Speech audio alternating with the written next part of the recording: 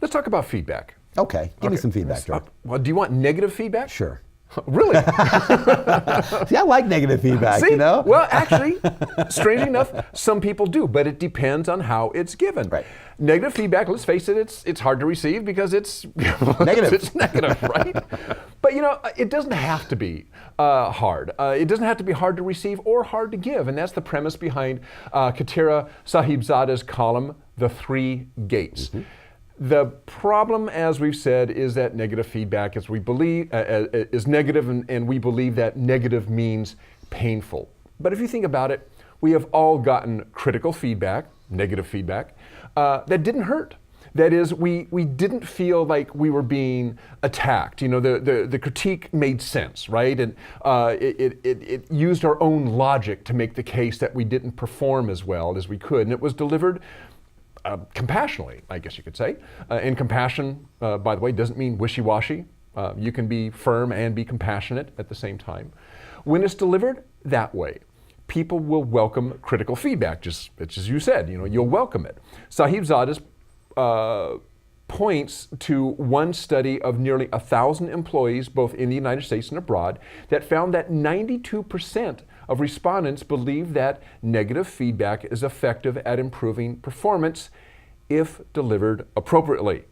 The problem is leaders forget about their own positive experience with negative feedback and think only about the negative ones, and they don't want to be that guy or that gal who has to deliver the critical feedback. I don't want to be the bad guy. In fact, Sahibzada refers to another study of 2,700 leaders. That's a big study, by the way, 2,700 people, in which researchers found that a majority of those leaders tend to avoid giving negative feedback, and 43% described it as stressful and difficult experience.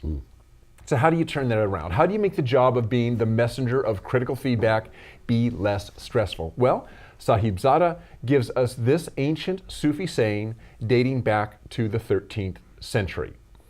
Before you speak, let your words pass through these three gates. At the first gate, ask yourself, is it true? At the second gate, ask yourself, is it necessary? And at the third gate, ask yourself, is it kind? So let's take a look at those. Gate one, is it true? Well, one part of truth is bias, whether conscious or unconscious. Our bias influences our views of others, says Sahibzada. Personal bias clouds our perception so profoundly that, and you all experience this, employee performance ratings often say more about the person conducting the survey, the review, than the person getting the review. In other words, truth can be obscured by bias. The key to curbing bias is to develop awareness and insight into our biases. And there's a lot of tools and methods out there to help us do that, but we shouldn't gloss over this. If you're going to give constructive feedback, it has to be based on facts and not on perception clouded by bias. Okay, gate two, is it necessary? Again, how often are you giving negative feedback, and is it necessary each time? Although you may be reluctant to deliver negative feedback, when you do, it should be measured and rationed.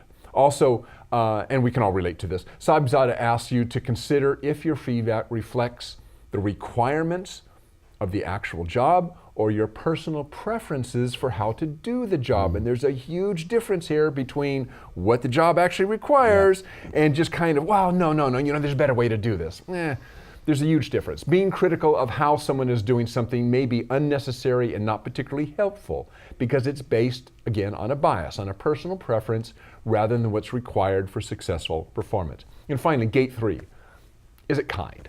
You know, I was thinking about this one a little bit. I think, let's take it out of this context and put it in another context. There's another way to look at this. An analogy I thought of was a doctor delivering bad news.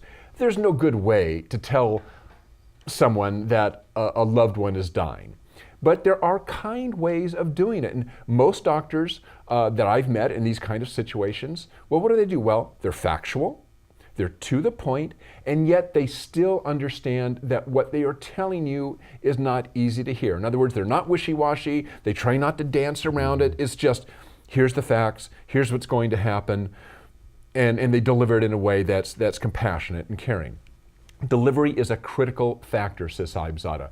Employees were most motivated to improve when they received negative feedback that was constructive and respectful and fair. Fairness in one study was defined as the extent to which the manager showed respect and consideration for a subordinate. So in other words, put yourself in their shoes. How would you want this information to be spoken to you? And you know what? I put this whole thing in the category of managing by duh. Right? I mean, this is just common sense, but we psych ourselves out by the fact that we're delivering bad news, and it doesn't have to be that way. I mean, this can be constructive criticism, right? And it's all in the way you do it. Well, I love the analogy you use for that third gate, the kind. Is it kind? Right. Because as I was reading that and thinking about it, I was thinking, well, I mean, if somebody's not doing their job, it's hard to be kind. You have to lay out the truth. But the analogy of the doctor giving a patient bad news is really a good one. I mean, yes, you need to be honest. You need to say what the problem is, and you need to let that person know what the situation really is. But you can do it in a way that's kind. So it's not necessarily that the news itself has to be kind, but the delivery of it has to be kind. It's all, and she said it's all about the delivery. Yeah, which is really important. And I think you're right. I think people do like negative. I think actually most people like negative feedback. Yeah, if it's helping them to do something better, and it's not, you're not being bludgeoned about the head and shoulders. Right, you know? right. And I mean, I know for me, when I've been reviewed, I always seize on the negative things. You know, I mean, the positive things, you're always like, I know that. I know that's what I'm doing, but let's see what I need to do better, because we all want to improve, right? So I think that's a really good story there. Good stuff. Really well written too. So check that one out. All right.